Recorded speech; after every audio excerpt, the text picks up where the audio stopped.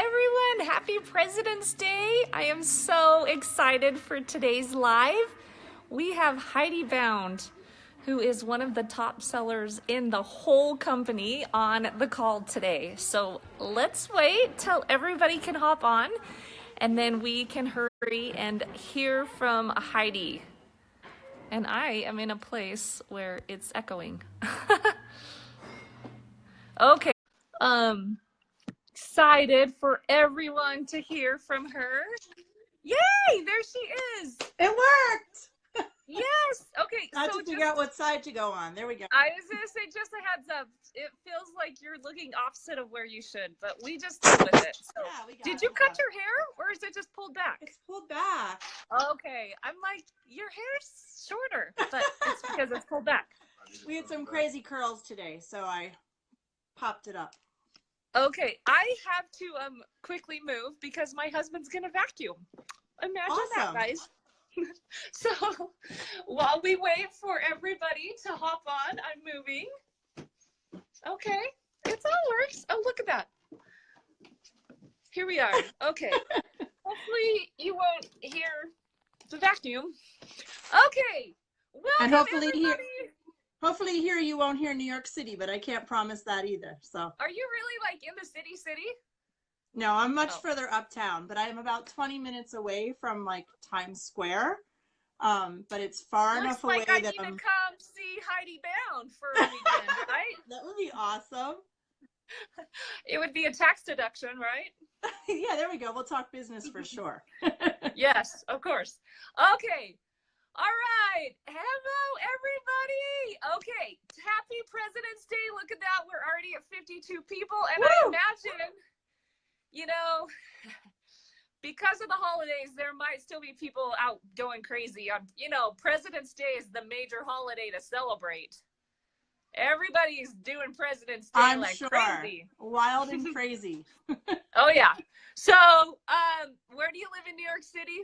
I am up by the George Washington Bridge, so like far enough away from the craziness that I can escape it, but close enough that I want to be in it. I definitely can be. So it's like a 20-minute train ride, pretty easy. All right. Not a train wreck, though, just a train ride. Depends on the day. Okay, so enough about just chatting. Let me introduce Heidi, and just so you guys know, I don't really ask them much about themselves. I just try to think what I know about them. I know Heidi is a school teacher. Is it middle school? It's 4th and 5th grade, so some days it feels like middle school. Because yeah, I work. Do you teach New York history? New York history, right? Yeah, so I do a little bit of everything. It's a special education class, and I have 13 kids actually.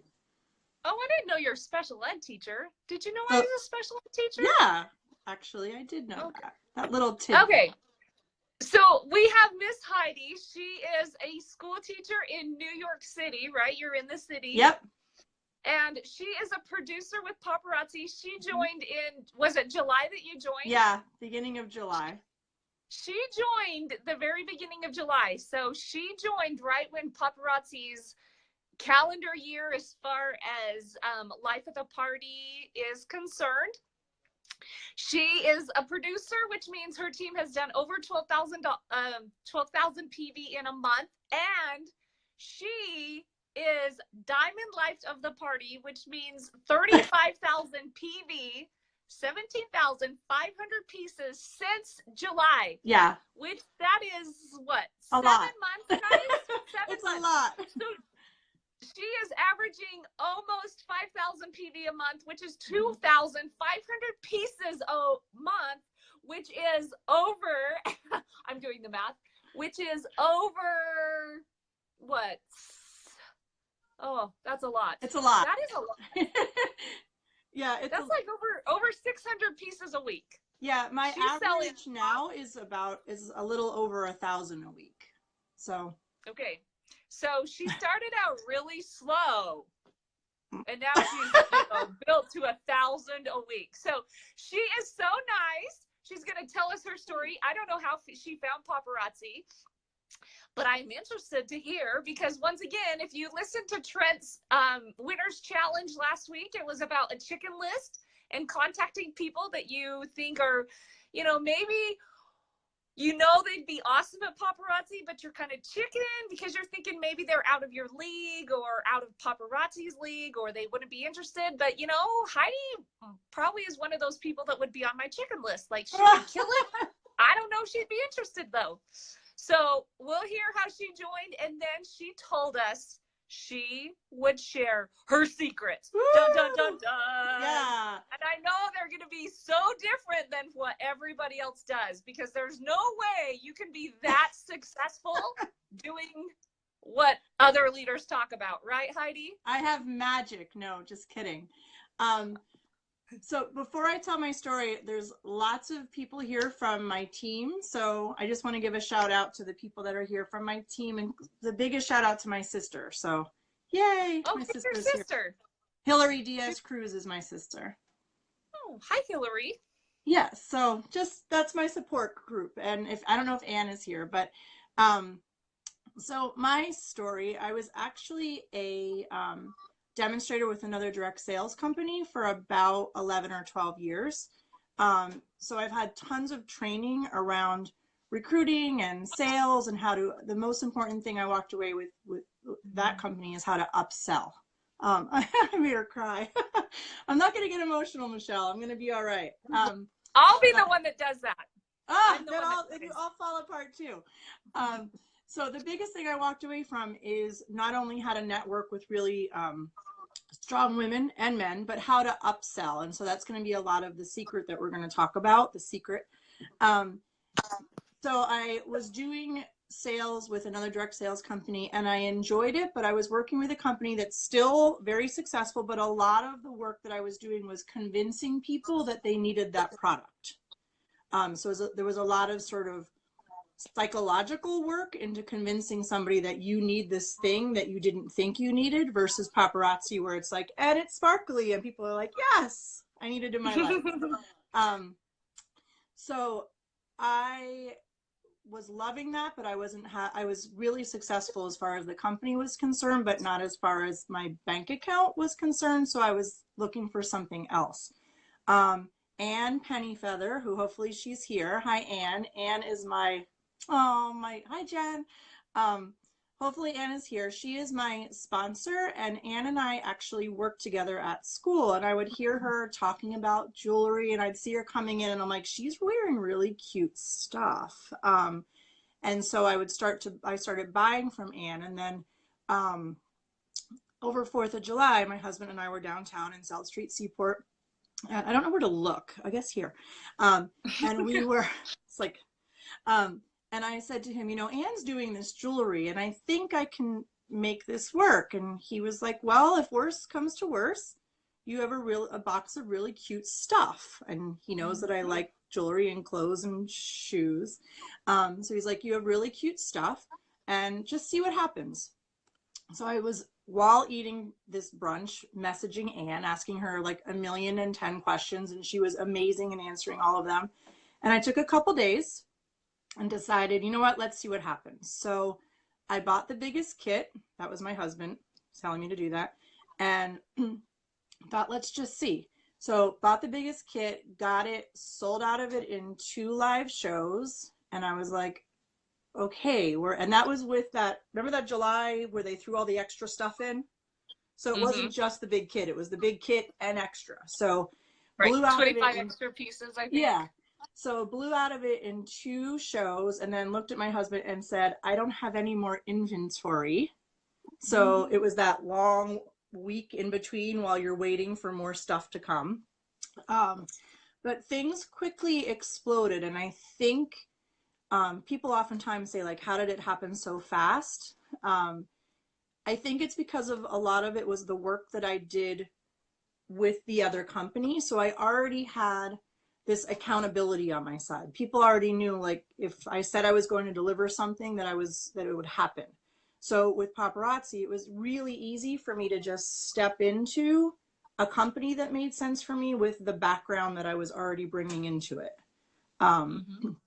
So Very fast though.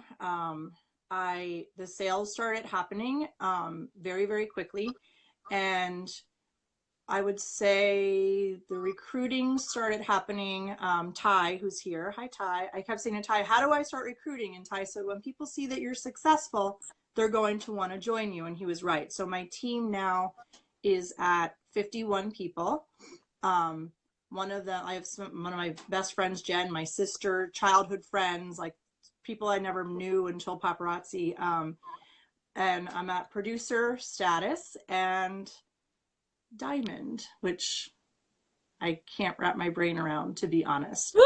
Yeah, You realize you get to go to Vegas with Misty and Shani, and they're gonna spoil you with money and clothes and it's everything like that. crazy. And as excited as I am about that, I can't wait to model on the website. Oh yeah, it'll be a good one.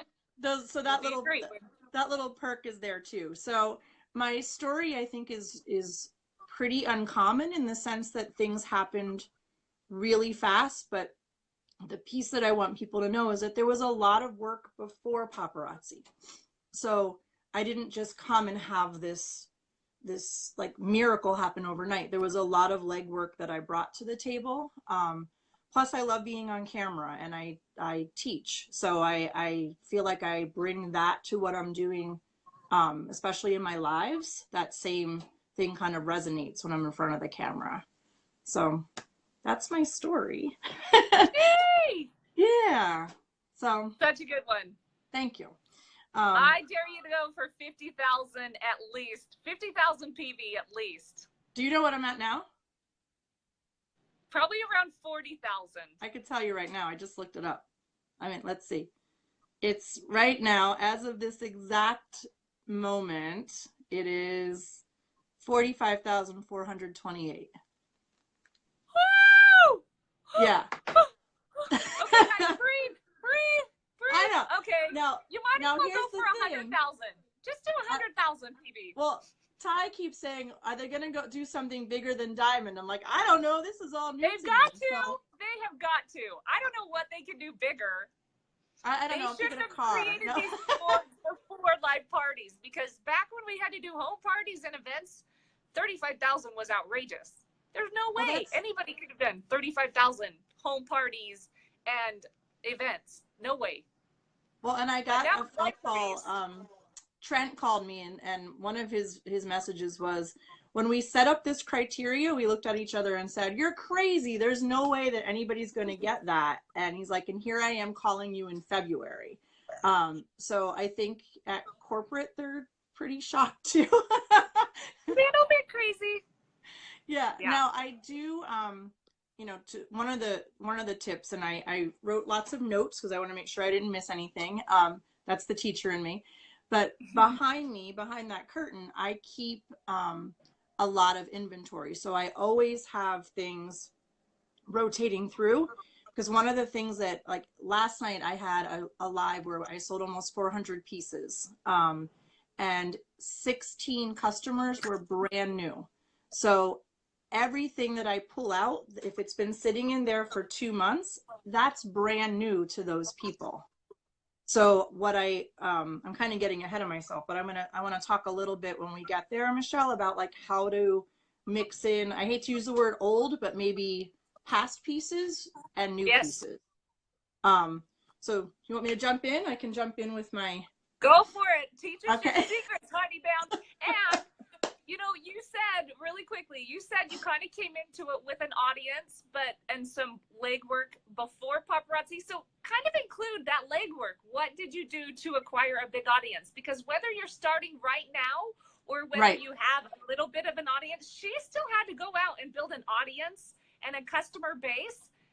It might have been with a little bit with the other business, but she went out and she found people and she kept in touch with them. And that is why she's been able to... So she's going to teach all this. Yeah, I think, and I asked on my personal page today, I asked my customers, friends, what it was that kept them coming back, because I know what I do, but what is it that keeps them wanting to watch the show every time? And it's that friendly piece. It's that piece where I take care of them, in the sense that my girls know I'm very real. So if I'm not able to do invoices one day because I don't feel well, I let them know that. There's accountability there, for me. Also, if I have somebody that contacts me and says like, oh my goodness, in shipping, one of my pieces, like recently there was a piece that looked like it had to have gotten into a fight at the post office. It was like nothing I had seen. So instead of me going back and forth with her, I immediately said, listen, I'll see if I have another one or I'll credit you. So it's those little things that I do for my customers that keep them wanting to come back, because one of my girls said, you treat us like friends and family. They know it's a business, but at the same time, I'm really fair. So I think that that audience from the past, if we want to use that word audience, continued because they knew that what my work ethic is. And at the same time, then it's that whole word of mouth, like, oh, I buy things from Heidi Bound and let me tell you about it, because, you know, who wants to tell their friends about somebody that owns a business if they're not being treated nicely? So I talk, and my friend Jen, hi Jen is here, and Jen and I have brunches together, and I say, I think there's two schools of thought with this business, and they, depending on what your school of thought is, will help you decide how to make your decisions. You're either in it with a money-based frame of mind, or you're in it for a people-based frame of mind. And I'm not saying one is right and one is wrong. It just depends on what your thought process is. So because I'm coming at it from how I want to help people, my decisions are about helping people. So if you come to me and say a piece of my jewelry looks like it was in a fight in the post office, I could say, well, let me think about the money part of that. Or I could say, let me take care of her because she'll be back. Right. So it's like two very, I think, different ways of thinking about things that help you make decisions. And again, it depends on what your preference is.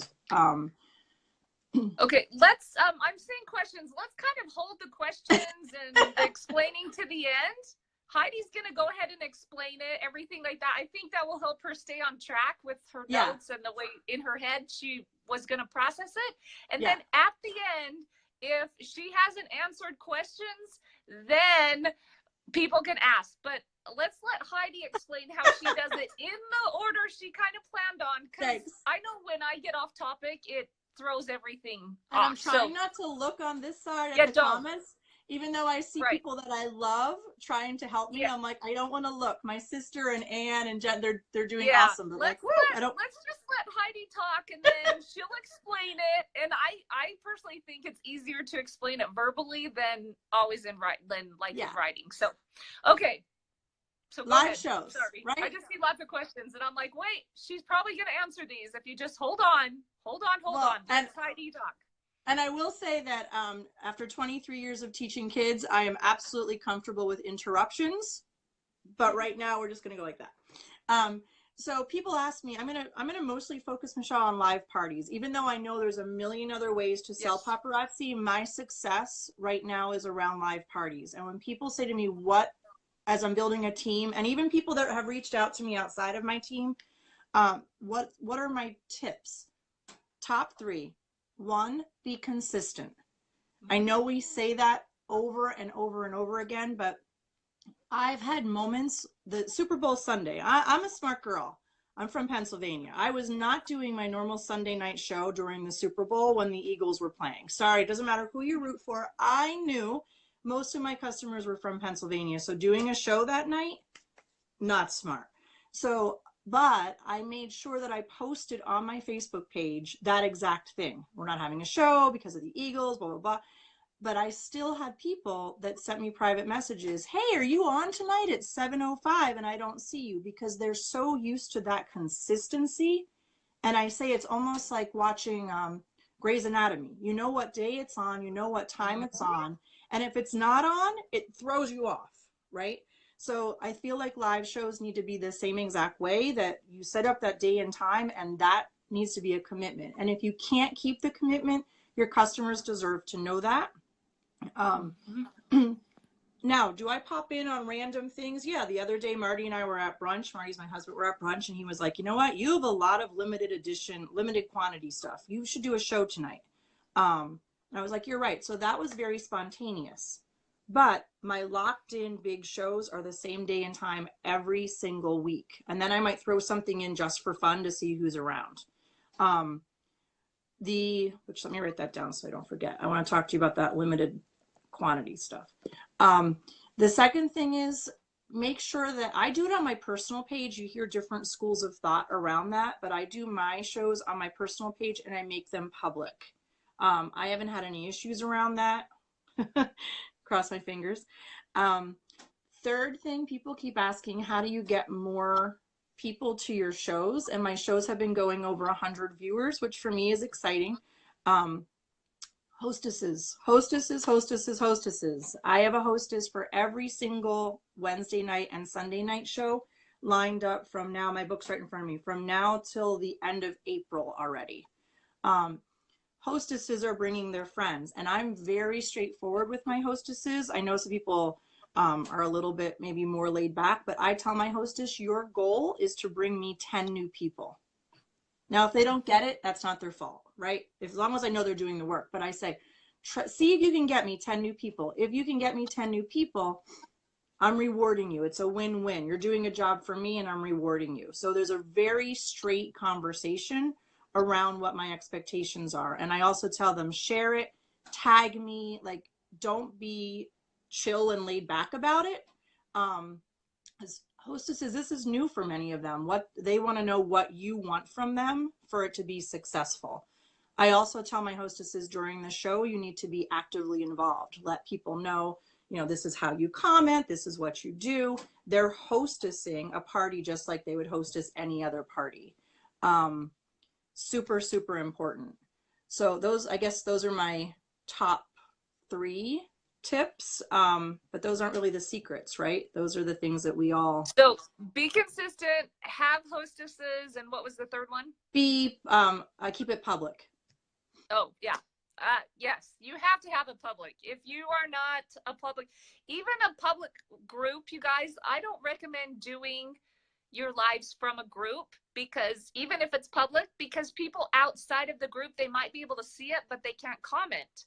So even if they want to buy something, they can't buy it from you until they're admitted into the group. So if you're going to do it in a group, you should either do it on your personal page or go create a business page and share it over to your group. But I don't recommend doing a group, doing the live in the, like, from your public group, even if it's public, for that reason.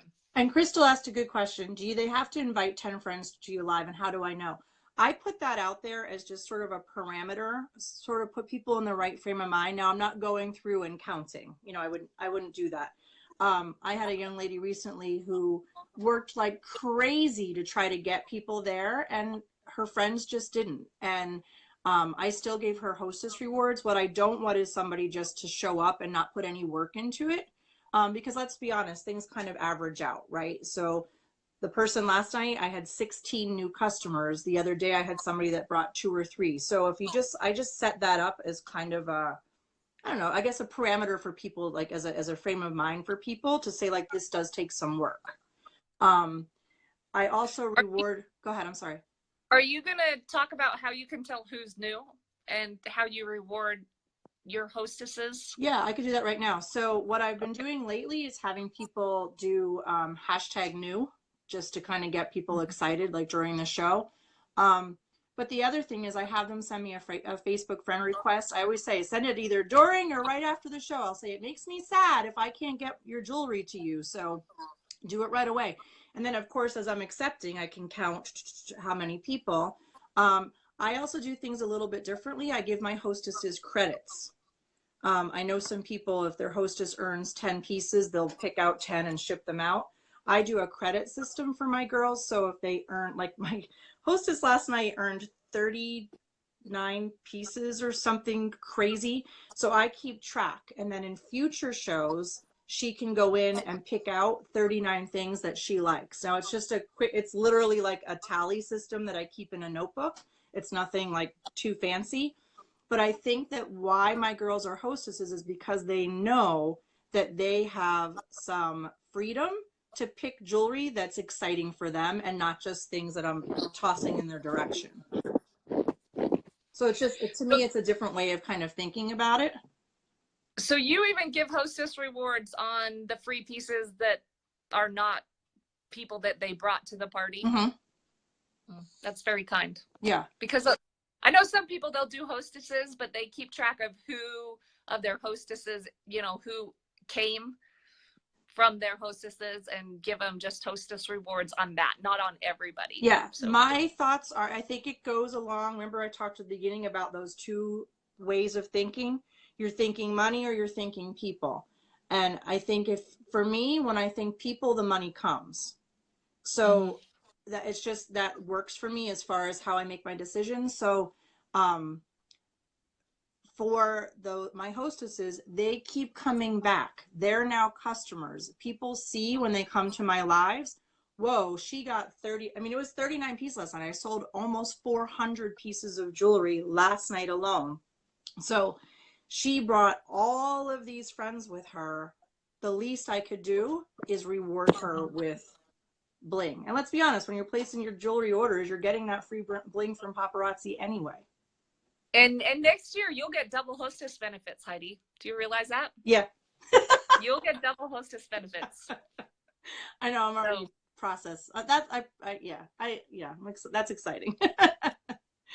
So yeah, it was a huge show last night, but I feel like those things come full circle for us, and for me and how I approach my business, and it's working because I've sold almost 1,100 pieces since Thursday. So what I'm doing is working. And my hostesses come back. They're continuously buying as customers. They're buying off of my Facebook page. It's a constant, like I wake up in the morning and my phone is with all of these sales on my Facebook page too.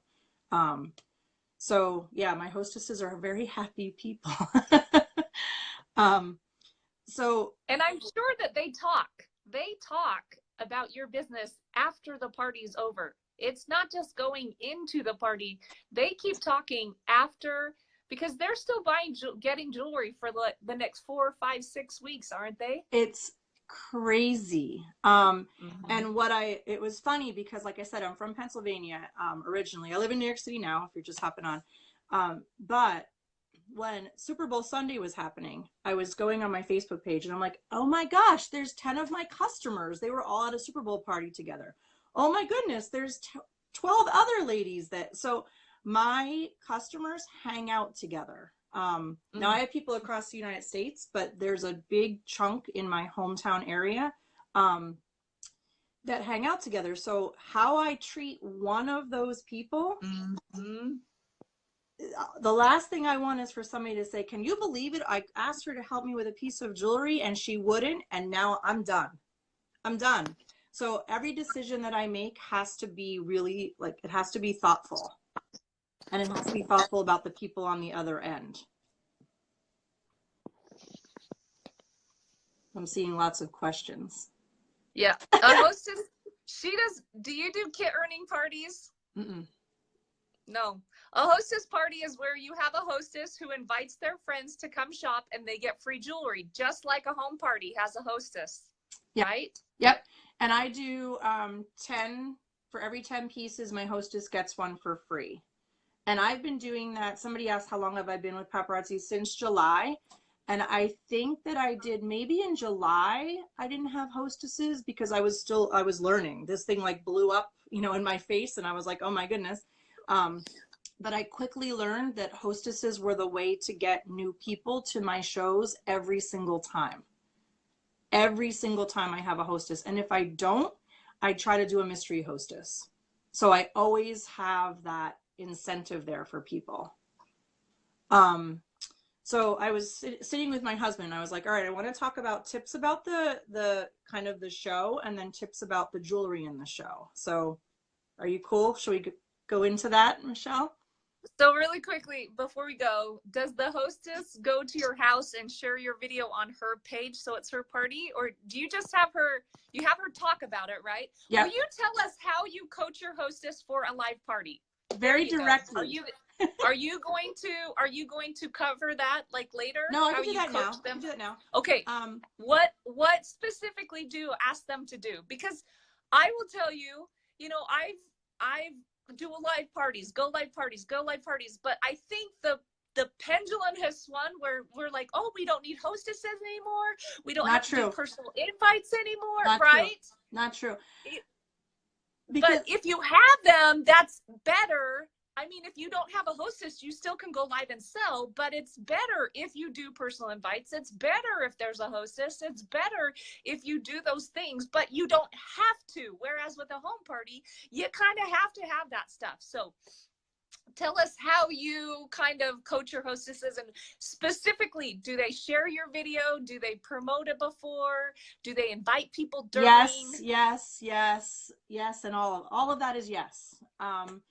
I'm very direct with my hostesses. And I also, just to even back it up a little bit more, Michelle, I think that we become a little kind of complacent around how we get hostesses. Putting a little thing on your Facebook page is nice.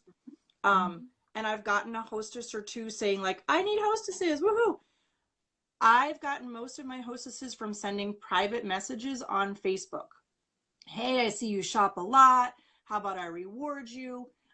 You could simply cut and paste that little thing that you send, but there's something about putting it in a private message and having that private conversation where people go, oh, she thought of me. And I've had, that's where I've had my success with hostesses. And it's, my conversations are very direct, as I had mentioned before, that I need them to share the party. I set up a little invite, a Facebook invite, and I immediately through private message send it to them. They share it and they tag me. They write on there to have their friends send me a Facebook friend request in advance, and then through the party they're sharing. And I make sure when I'm doing my live party that I say, hey Michelle, make sure you're getting your friends and family here. You're still letting them know, like I'm on with them. Do you create an event on your personal page, or you just go? I create an event on my business page because I try not to I put like some status updates about my business. I feel like you need to post on social media every single day about Paparazzi in some capacity, but I try to be a little cautious around too much selling on my personal page. So I list the event on my business page, but then when they share it, they'll write, it will be held on Heidi's personal page. This is her name, send her a Facebook friend request. So it could be a little bit confusing, but I don't ever want Facebook to say, no, no, no. And, I have issues with Facebook because let's be honest, that's where my business is coming from. So I try to kind of be careful. But they share that event invite, and they tag tons of friends. And sometimes I'll have girls who are like, I've been texting my friends all day. And you can tell, because those people, I've had parties where I've had close to 25 new customers because my hostess has done that work. And it's not usually a week in advance, usually 48 hours before the show, 24 hours before the show, because people are like, oh yeah, I'm off tomorrow night, I can watch. But I'm very direct in what I expect from them, because to me, they're doing a job for me. And I'll say, you're helping me build my business and I'm rewarding you with jewelry. So it's a pretty direct conversation. You you only do live parties, right? You don't do album parties for hostesses. So they just comment on the live parties if they want something. This is not from the back office. It's not album parties. This is all consistent live parties. Correct. So consistent live parties is where it's kind of at. Yeah. And I have a business page. Gotham City Bling by Heidi is my business page. But those sales, none of that counts for my hostess. And the way that I justify that is I do something called a Bling Rewind as well. So like last night was my big show. Today, right before we came on, Michelle, I did what's called the Bling Rewind. I quickly show everything that's left from the show. And I usually sell 50 to 100 more pieces. Now, that does not count for my hostess. And the reason that I am able to say that is I don't expect my hostess to be at the Bling Rewind. She's working her party for me. She's hostessing her party. So I reward her for that party, but anything before or after doesn't count towards the hostess rewards for that. Just look, comments, questions. You don't give people kits. You don't do kit earning parties, No. right? You guys, she doesn't do kit earning parties. If they want to buy a kit, they've got to buy a kit, even if they've been a hostess, right? Yeah. I haven't dabbled in that. And like I said, I have 51 people on my team since July. And so I haven't had a problem recruiting people. I think when people want to join my team, it's because I tell them that if you join my team, I'm going to let you know all these tips and tricks. And that's my selling point with people, is that they view me as like, I'm going to teach you what I do. Not even for my sister. She just wrote that. Not even for my sister. She had to buy the kit. But I give you all of these tips and advice, and that's my selling point with getting people on my That's team. worth thousands of dollars, guys. Thanks. No, seriously. When people are like, well, she'll help me earn a kit, I said, well, I can teach you what I know, or you can have somebody help you earn $99. Right. What would you rather have? $99 that you probably could come up with by yourself, or to be on a great team with a lot of support? Yeah, and not only with you and Deb and Julia, I mean, all the way down the line, but now we're to the point where with 51 people on my team, I have a super supportive Facebook team of my ladies that are on the team, Jen and Hillary. I mean, there's tons of them. Just the fact that they're all here tonight tells what is happening on our team. So yeah, the having to pay for someone's kit, I don't have to go that route because they want me, which is even better. So yeah, any other thoughts, Michelle, or you want me to jump in?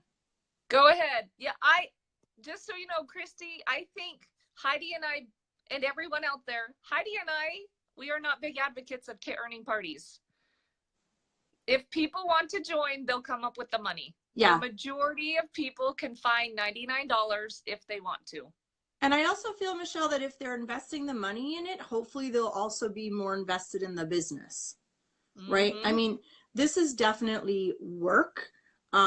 People see what they see when they watch my live parties. They see like the excitement of it, but behind the scenes, like my husband can tell you that I'm constantly working my business, whether, thanks, Treasure, whether it's with my team, whether it's sitting here listing things on Facebook, it's constant around the clock. And then when I turn on the camera, that's when you can see it. There it is. It's the success is felt because I'm working things creatively, I think, at times as well, behind the scenes. And, with that, I was thinking about like, what are some tips for, how's it up? Do you want me to be reading these, Michelle, or are you reading them and firing them out? Well, I feel like some of them you're probably going to answer. Some of them, like, asking about album parties and ordering online, like, we're not talking about that, guys. No. We're talking about live parties.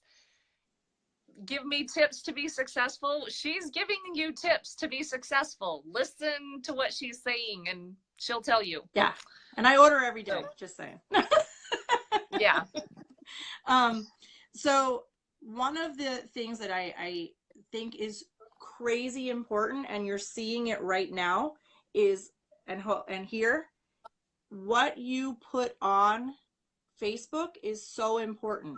This curtain behind me is there, so it's clean. It's that paparazzi pink color.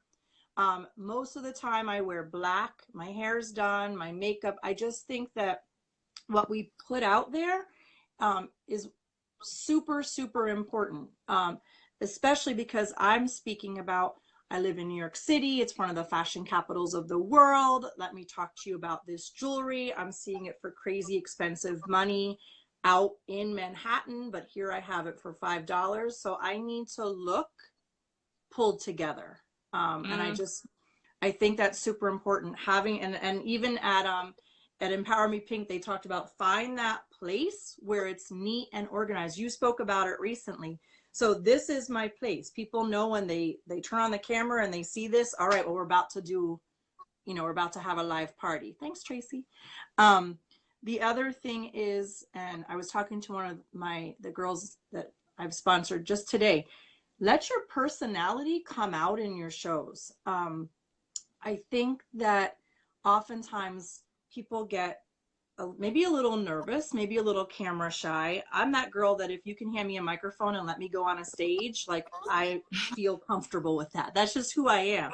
But I also think that while you're showing our awesome jewelry, yes, it sells itself, but add your own spice to this. So when people are saying, here are a pair of earrings, they're crystal and silver, like I feel like people will tune out versus saying, oh my gosh, these are gorgeous. Like these are to die for, you need them. Like who I am comes out on camera, and people, I keep it clean, I keep it professional, but they come also for that entertainment. They put the kids to bed and they want to come and have some, in my case, some girl time, but who I am comes out. And I think that's super important as well. It connects me, gives, people that connection to who I am. For me, the New York City piece is huge. And I think that for all of us, you can find that thing that kind of becomes your branding. No matter where you live, or maybe it's, I'm a teacher and I know lots of teachers would love it. Like play up those things that are you. So for me, like I said, it's New York City. So I'll be talking about the necklaces with the fringe, and I could see, I'm not getting comments. And then all of that I need to say is, girls, these are all over the place here in Manhattan. You're seeing fringe, you're seeing tassels, and all of a sudden the comments happen. So, and yesterday my husband kept saying, because he was helping me out on the show, that we were out shopping in the city the other day, and we kept seeing these rose gold tones and creams and taupey colors, very soft neutrals. And he kept saying, this would be perfect with the new color palette that we're seeing for the spring. So find those things to not only bring in your personality, but what is your branding? Like, why should people buy from me versus someone else? What is that thing that connects us? And I think we need to stop just describing jewelry. We need to describe jewelry, but we need to stop just describing jewelry and talk about what would it look cute with, and how would you wear it? I think those things are super important. The other thing my husband was like, make sure you talk to them about pacing. And he's right. My shows move like this. And if there's a piece that's not selling, I don't try to oversell it. If that makes sense. I try to keep it, there's an urgency when people are watching. And one huge tip, and I say this over and over again, do not tell people that you have 10 of something. I don't tell people how many I have of something until I have only 1 or 2. Because the second you say, oh, I have 12 of this, let's think naturally, what are people going to do? They're going to sit back and wait, perhaps, to comment, because they know you have a bunch, right? It's kind of a psychological thing, maybe. But there's plenty of time. If I decide I want it later, I'll go back and say, I want this later, instead of like the urgency. You're creating urgency by not saying, guys, I've got 20. So if you want to sit back for 10 minutes and think about it. I don't have time for that. Right. So I might have 20 in a big old pile over here, but nobody knows that. Now, once I get down to my limited quantities, and what you all don't see if you watch my shows, whether it's Cutie, who's he's my nephew that helps me out, or my husband, is there's I do this, which means count. What's the count? I'm holding it up. So if there's 2 or 3 of something, now I've created, oh my God, girls, if you are thinking about this piece, don't wait. There are 2 left, right? But if I go like this and I have a big whopping pile of it, my husband will be like, like, but then we know, move on. Don't keep on a piece, because then people are going to walk away and go get their sandwich or their glass of wine because they know that you're going to be spending a whole ton of time versus moving quickly. So I think that's a huge, important tip. How many pieces do you usually show, like different pieces do you show in a night? How long do your parties last? Are they like 3-4 hours? Because you just have so many people buying. Yes. And you show 90 to 100 pieces? I show 50 lots. And on nights when I have my nephew helping me, I try to stick very closely to the 50 because, well, he has to go to bed. But last night it was my husband and myself, so we had tons of time. So what I do is I upsell. So I have 50 hooks on my board. I wish I could lift it over here easily, but I have 50 hooks on my board. And what some of our girls struggle with is, how do I put these pieces together, right? So I'm just glancing over there now. Number 9 that I showed last night is a necklace. Think of your fashion fix. It's a necklace, a ring, and a pair of earrings that go amazing together. So number 9N is the necklace, and I show it. Number 9E are the earrings that match, because I think I have a pretty good, for me, styles, I love fashion. So I'm good at putting these things together. The ring is there too. That's 9R. If you want all 3 pieces, comment 9 all. But if you want individual pieces, comment the 9N, the 9R. So last night we had 50 lots. The other thing that I do, just glancing over there, number 36 was the same. So like 50 groups of 3 to 4 pieces that go together. Yeah. So you guys, she's selling 50 coordinating sets basically, right? Yeah. But I also give myself a break so I don't go absolutely insane, because let's be honest, that's a lot. So every so often I'll do a hook with like a pair of earrings just to kind of chill it down for a second, mostly for me, and because my husband looks like a version of Forrest Gump as he's running and grabbing the jewelry. But I try to put things together. The other thing that I do, Michelle, is like number 36 is the same style of earrings in 2 different colors, right? So I'm constantly upselling. So 36, I showed 36W for the white, 36P for the pink. Oh, girls, 36 went great with number 12. I'll pull it off again and show them together. And now all of a sudden I've sold 36 and 12 because people liked number 12, but they didn't know what it would go with, right? So now they do. But it's thinking about how you're putting things together. Like, I don't get a ton of yellow, so every time I get yellow all goes on the ssame hook together. And then girls who didn't think they could wear yellow before now try a necklace and a pair of earrings together because they see how it works. Right. So it's just a different way of thinking about it. And on nights when I have my nephew, I might still do the lots, but I'll only do 25 lots because we have to do a shorter show. Right. So I think it's important to not be locked into a certain system, but think about what works.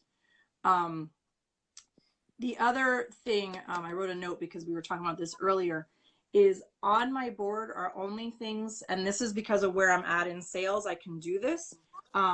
What I sell in a big show are things where I have 4 or more of a quantity. If I have 1, 2, or 3 of something, it goes back there in special drawers, and I do like fast-paced shows. When I get like a huge, like right now, those bins are overflowing. So I'll do like more fast-paced shows, like maybe on a Friday night or something, not my regular shows. But here, because I have so many viewers and so many shoppers, I do things where I have 4 or more only.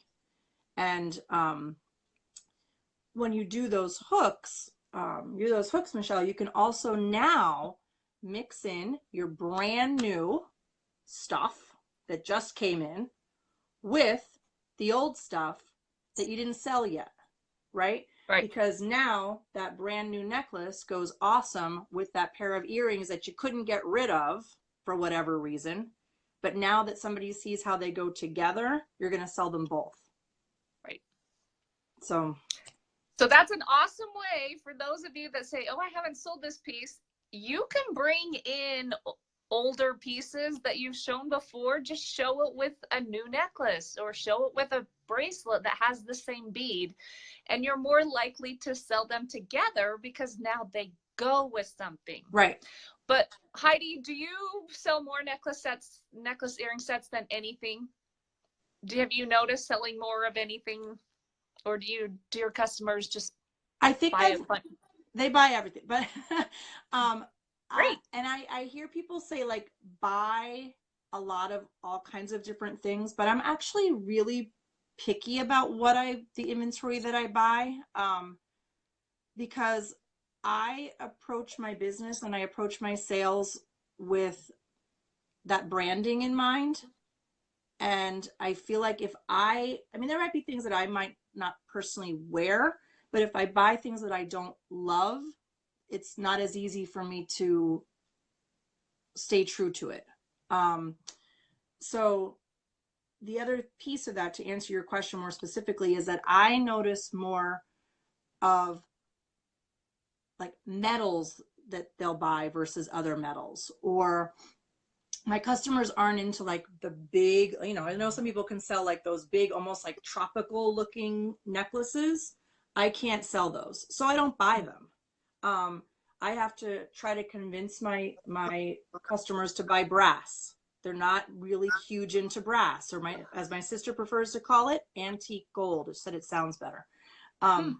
So then it's on a brass chandelier, right, Hillary?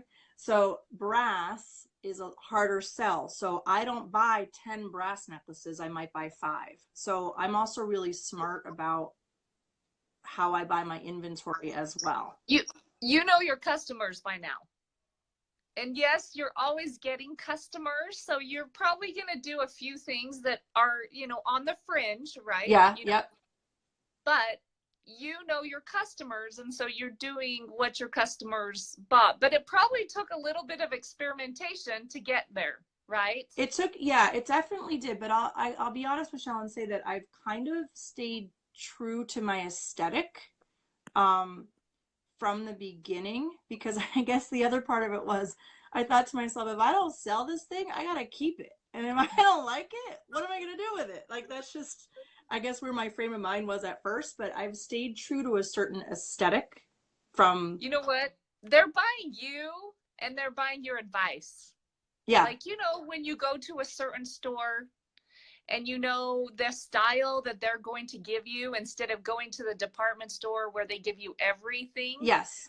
You're more like a boutique type store that's geared towards a certain style, and they're buying your style. Yes. And I kind of figured that out pretty quickly with my husband's help as well, because what I was only buying 1 or 2 of each thing. And then Anne, my sponsor, shout out to Anne, she was like, what are you doing? Are you not looking at your comments? She's like, you have 1 or 2 of something. You could have sold 6 or 8 of whatever it was. This was early on.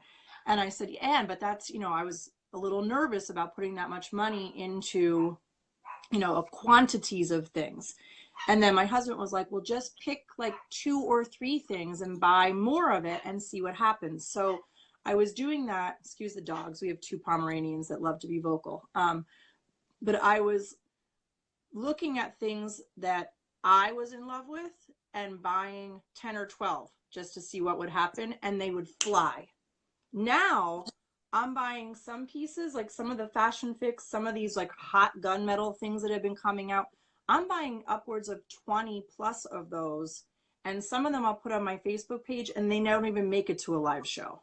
So you're right. It's a stylistic like aesthetic, and I'm approaching, that's when I said earlier about the branding idea, is I'm coming at it from, I'm a New York City girl with a New York, and I'll say I have an edgy style. This is, but I do pick up some other pieces that might be outside of my comfort zone, but I always tell my customers, this is how you could wear it, right? Like the big blingy necklace, it's great. I'll say it's great for a quinceañera. It's great for a wedding. I teach in a very Hispanic neighborhood. And so I have a lot of good ideas around that as well, because a lot of my customers are from that neighborhood. So we talk about how to wear pieces in different sort of like cultural events as well. But at the same time, some of our big blingy necklaces, I'll say, and you can rock this with a white t-shirt. So it's, getting people to see things through a different lens. Can you get a glance at my board? My board right now is sad. We love sad. If you want to show it. It's so picked over. Sometimes I honestly, okay, if you're selling that many pieces in a live, I know people are wondering, do you have an assistant? Do you have somebody who does your shipping since you work full time? They want to see how you arrange it before and how you do it after as it sells. Right. I mean, this is stuff that people want. I don't know if you saw when I went behind the scenes with Natalie Hadley a couple months ago. I did. I love that. Natalie Hadley's one of my, I think that we need to find our people and watch through the lens. Like, I learned a lot of what I do from Natalie. She didn't know, but I was like stalking her and watching closely and taking notes about what she was doing and why it was working. So I didn't mean to interrupt you, but like Natalie to me is like, No, but I think people are interested in that if you ever want to get to it. But do you have someone do your shipping and billing, or do you do it yourself? So I have my husband, who's absolutely amazing, and my 12-year-old nephew, who helps out as well. Marty he's like my official sorter. So when the new jewelry, we have over 20 pounds of jewelry coming tomorrow. So he's going to immediately pull out a big long table and start sorting. That's what he does that. And then during my shows, we throw things into alphabetized bins. So right now there's over 1,000 pieces back there. He gets the fun job of sorting those pieces out. And what he does, I can show you, let's see, is he puts things, this is a customer's order. He puts them into Ziploc bags. And as he does, he writes on here how many are here. So when I do my invoices, I go in and go, okay, Meredith, 19. I do her invoice on PayPal. It's 19 pieces. Her baggie goes over here. So we've learned very quickly how to have systems in place. So I do all of the invoicing, only because I'm a little OCD, and when it comes to getting my money. Do you use PayPal? I do. And you ship from home, or do you go to the post office every day? I use PayPal, and I print out all my labels on a home printer. I buy the little sticky labels. I would swear by PayPal, plus they give you a discount with shipping, so why not? And then my husband teaches further downtown, so almost every day he stops with the big IKEA bags. The other day he had 5 IKEA bags of packages and he stops, and the guy in the post office just takes them, and I mean, they know him now, so we have this whole system. Do you inspect every single piece, take it out of the plastic bag, look it over, put it back in? Okay, so if you don't, I'm sure every once in a while somebody gets a piece that's broken or missing an earring. What do you do, Heidi? So if it gets to them and there's something wrong with it, one thing that I do is I'll say, can you send me a picture of it? Because it's not that I don't trust my customers, but if you're a new customer, how do I know? Right? So I also don't want to get taken advantage of, because I'm also a businesswoman. So they'll say, oh, this came broken. And I'll say, do me a favor, take a picture of it for me. And they do. And if I just refund them, Michelle. Like I feel like one piece of jewelry and doing the right thing by my customer is going to keep them coming back. And if it's like, what if it's just a jump room ring that came loose? Do you teach them like, look, just go Yeah. put that little thing in and tighten it? Well, And I'll it's actually write back and say, I can't wait to tell me if you were able to fix it. right. Because really, you don't make it out to be this huge, No, oh my gosh, I'm so no, embarrassed. This is awful. Like, no, no. because if you do, your customers are gonna think that way. Don't you think that way? Yeah, and nobody needs that. Like, and I always say, and I say this to my husband a lot, I don't have time for that. Like, I just don't have time for that. And I try my best, and there have been times where I've had people that have been nasty. And the beauty, Michelle, and maybe I shouldn't say this, but I will. The beauty of this is that if there's people giving you an awful time, you could block people on Facebook. I mean, you just can. I mean, I had somebody being really just nasty, and I was doing everything that I could to remedy that. And I thought, you know what? I don't have time for that. I don't have time for the negativity in my business. So I took care of it. But I don't make small situations into big ones, because there's why? I mean, why? And I'm with you, girl. And I'm teaching full time. Like, I'm literally doing this around the clock, because I want to build this up into something. Well, it's already built into something huge. And so I eliminate the nonsense. Like, it's just too positive of a company. There's amazing people like you who have been behind me cheering me on, and Anne and my sister and Jen. Like, there's just so many good people that why spend time with the nonsense? There's no time for it. Who needs time for drama, right? I don't have it. I have enough right. of that. You like the education profession provides plenty of that. So I don't have time. Uh-huh. We won't go there. I don't have time for it. Yeah. So okay. With that. So, I mean, as far as my very OCD notes, I'm through them. So whatever. Okay. Do you ask people, even though you have a hostess, do you ask other people to share besides your hostess? Oh, absolutely. Absolutely. So you tell everybody, share this party. Yep. And do you give out a little reward or incentive for people to share besides your hostess, or is that just for your hostess? When I hit 100 viewers in a show, I do. Yeah. Wow. Yeah. So what do? You give away like 3 pieces or 2 pieces. I keep, and again, it keeps going back to that school of thought of decisions about people or decisions about money. And if I make a decision about, if I stick to decisions about this, where my heart is, and about people, the money's going to come, and it has. I'm making, I mean, since Thursday night, I've made much more money than one of my teaching paychecks. And that's because I'm taking care of the people. And it's not a fake thing. It's not an act. I think it resonates out into not only my customers, but my team. So I think it's paramount to think about, why are you doing this? So people before profits, but the profit will come if you put people first. They have come. I'm surprised my bank hasn't called me and been like, for real? Like, what is going on with your account? You've been teaching for 23 years, and now all of a sudden your bank account's blowing up, because we all know it wasn't blowing up with the teacher, with the teacher paycheck.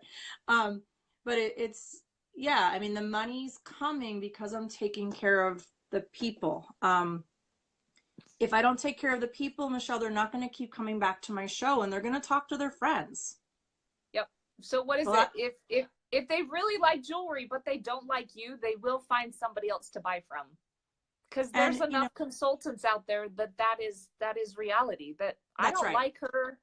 And maybe Heidi's made somebody mad. I mean, look at her. She looks like a super mean person, being very strict, right? She might have lost somebody to somebody else because, she says like whatever. But you guys, if you take care of people, they will come back to you. They build a relationship with you. Somebody asked earlier, is it okay if they come watch you do a live party? Yeah, of course. Absolutely. But I will tell you this, if you contact any of Heidi's people, they're going to say, Heidi, this person contacted me trying to sell me jewelry. Don't do it. But why are they going to do that? Because they're loyal to Heidi. So Yeah. obviously, I'm just putting that in there. Heidi. No, I appreciate that because customers, and no matter who you go to, if you're going to get ideas, you just go and get ideas and you act like a customer. Yeah, and I say this all the time to people, and my sister and Jen, you can attest for sure. But I am a big advocate in empowering specifically. I mean, in our business, it's very very woman heavy, right? I love seeing the men in there as well, but I'm a big advocate for empowering women. So if you come to me wanting to watch my shows, you come to me. I mean, I had a woman last night. She's like, I'm not on your team, but I've heard about you.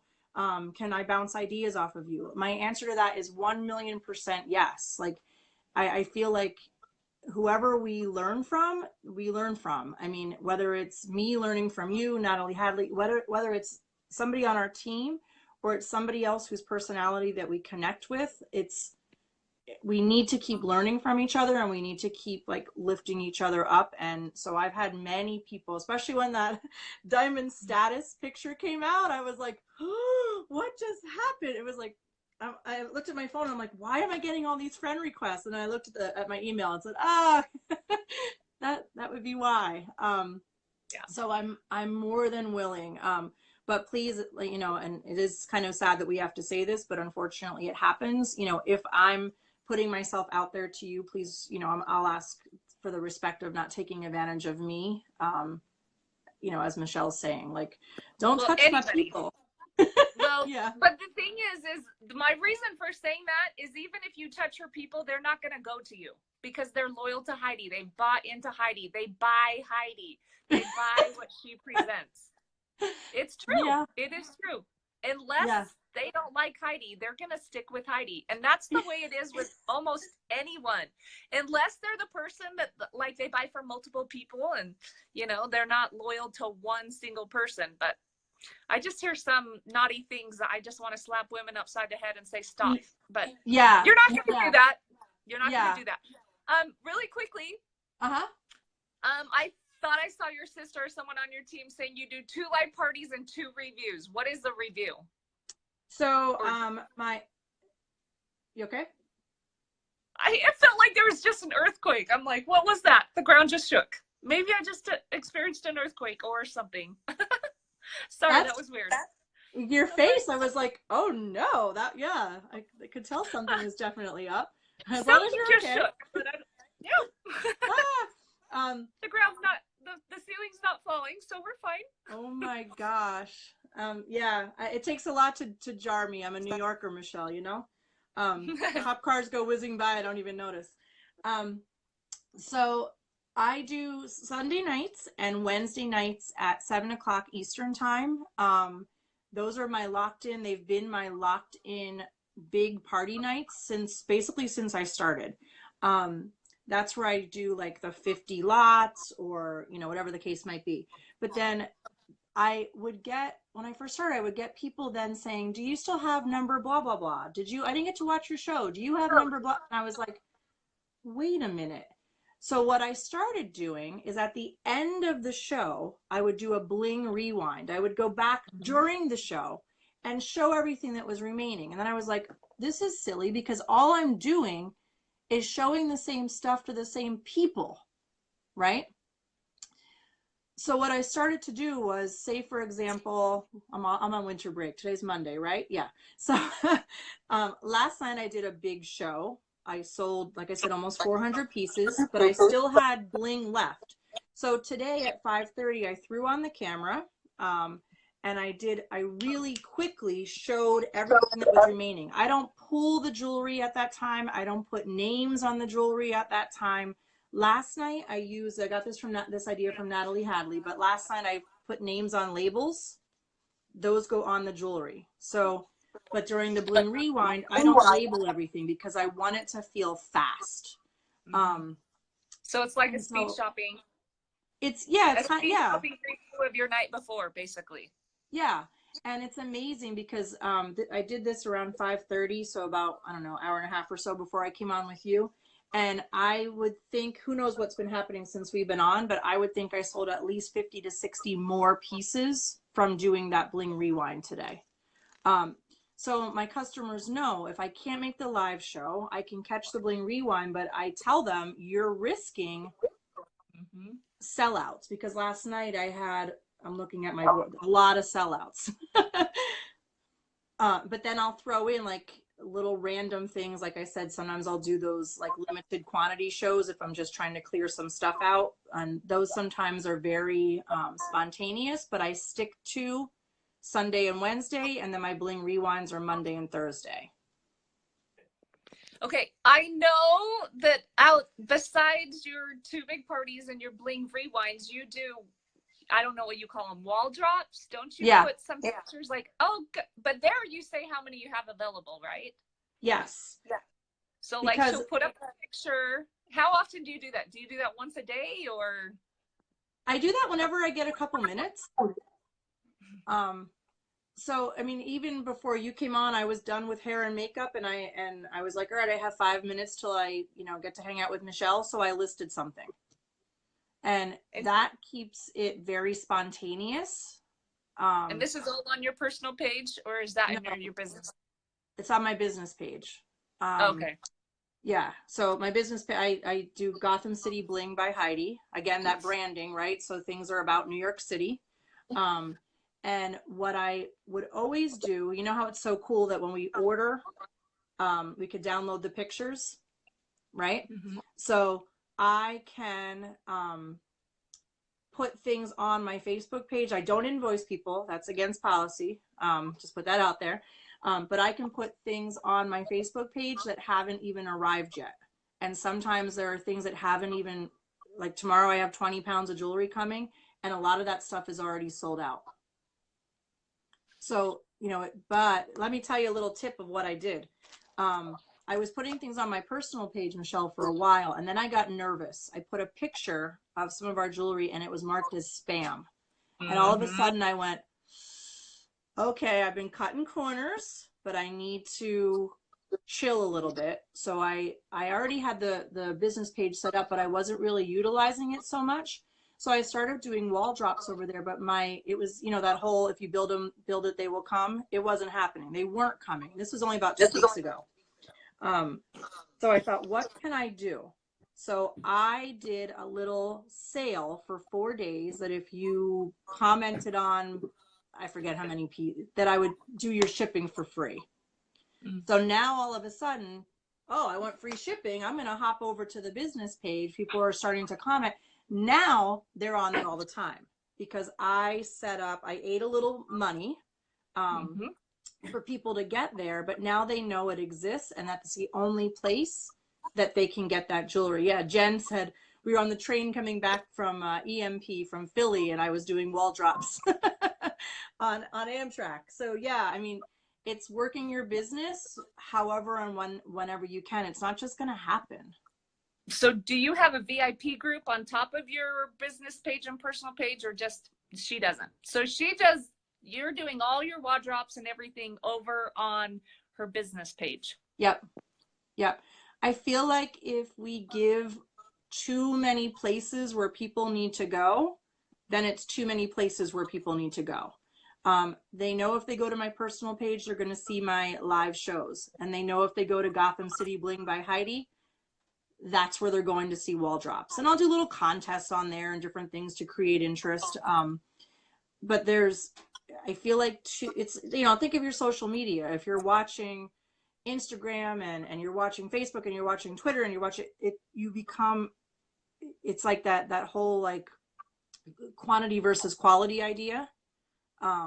So for me, just having those two places that people can focus on, it's been really effective.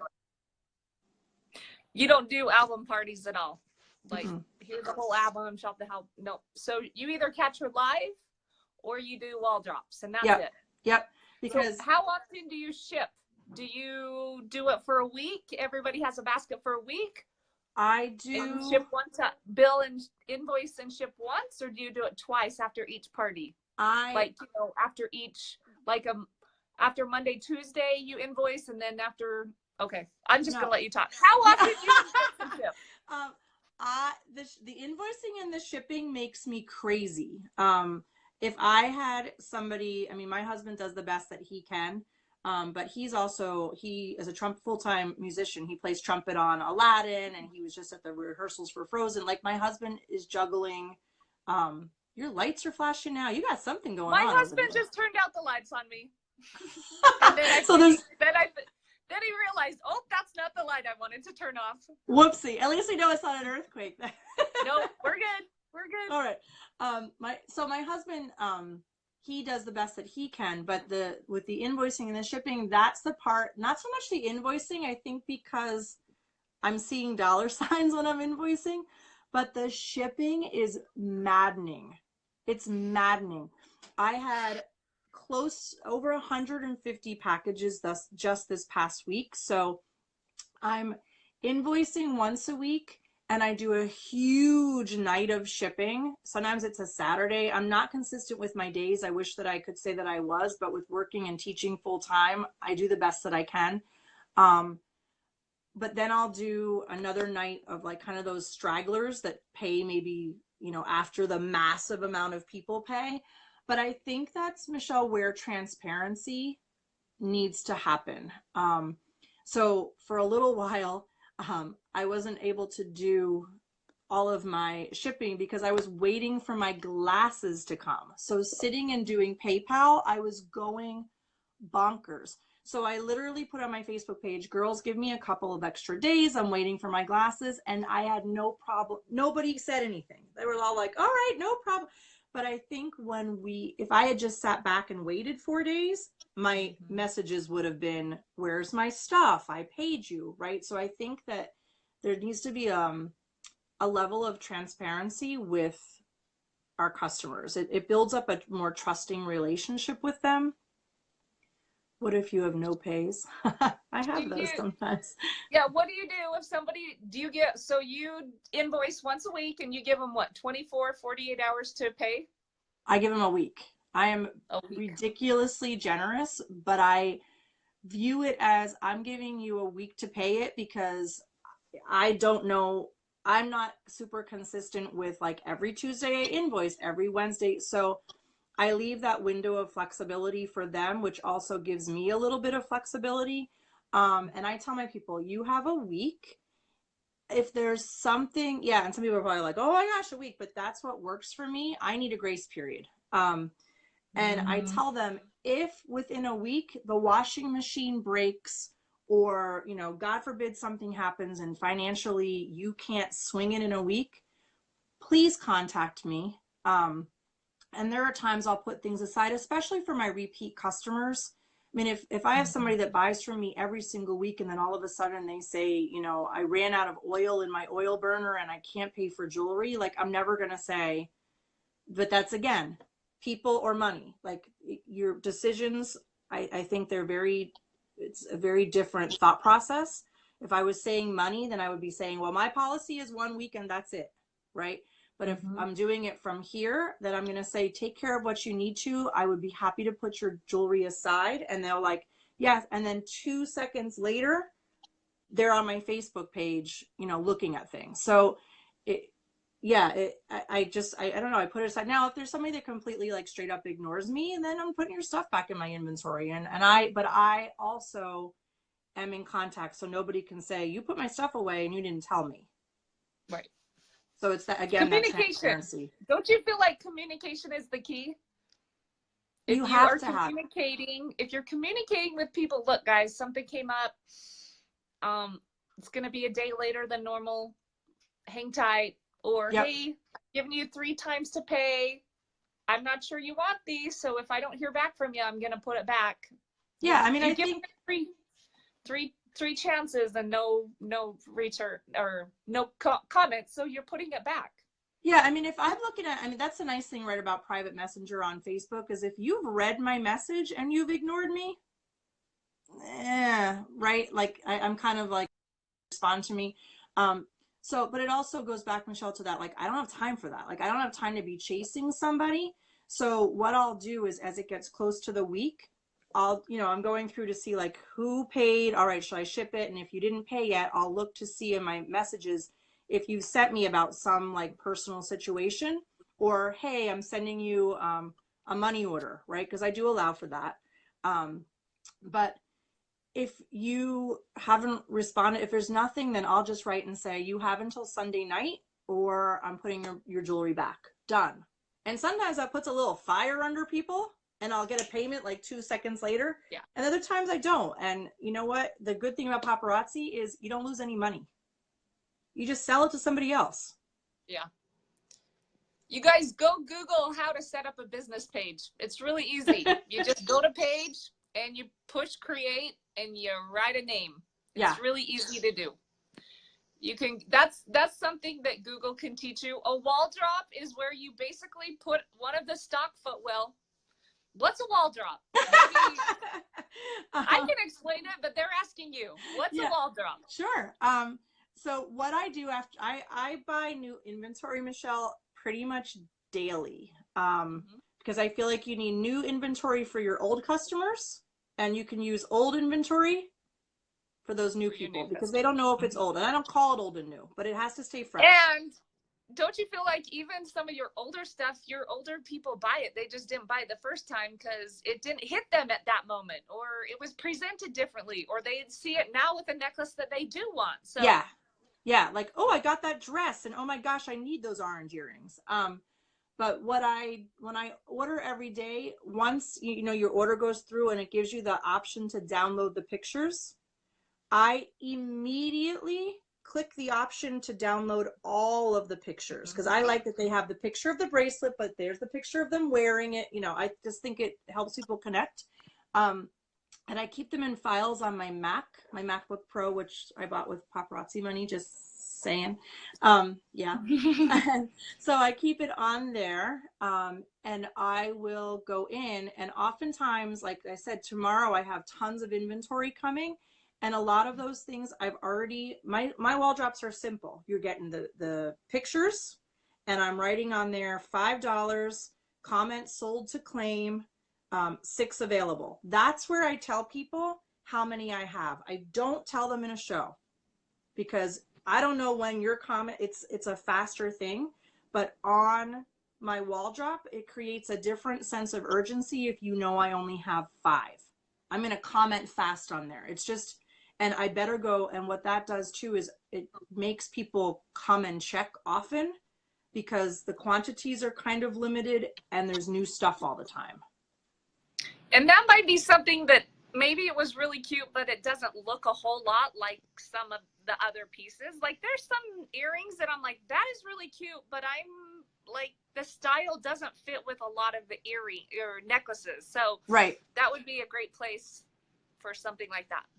And I list, like, I know some people do like an album of rings, an album of necklaces.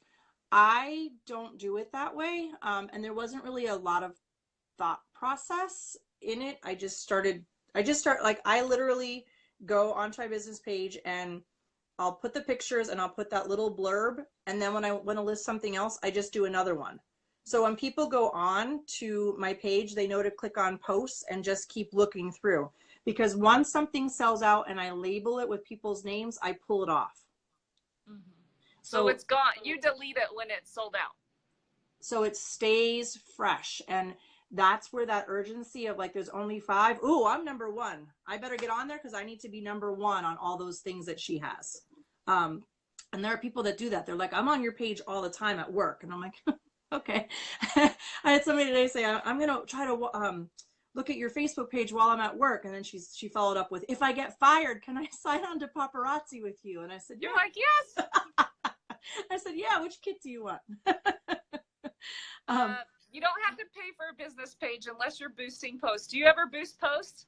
I did it once very early on, and I didn't have any results. So I just didn't see a need for it. I just did it kind of as an experiment just to see what would happen, and it didn't make a difference. Every once in a while, boosting a post for $1 or $2 and collect, you can go over, I don't know if you guys know this, you can go over and select who you want to show it to. You can show it to your followers and their friends. Yeah. That should Yeah. be really good. That selecting that one, or you can do it like within 25 miles of where you live. I would, if you're going to boost a post though, I would not spend a ton of money. I just wouldn't. If you have a couple dollars to experiment with here and there on an important post, like, you know, a big promotion that company is doing, but I wouldn't pay a lot, but I would make sure that you are selecting either geographical area, but even more than that, my followers and their friends. Because if your followers see that you're having a promotion and for some reason they're not seeing your page all the time, that can be good.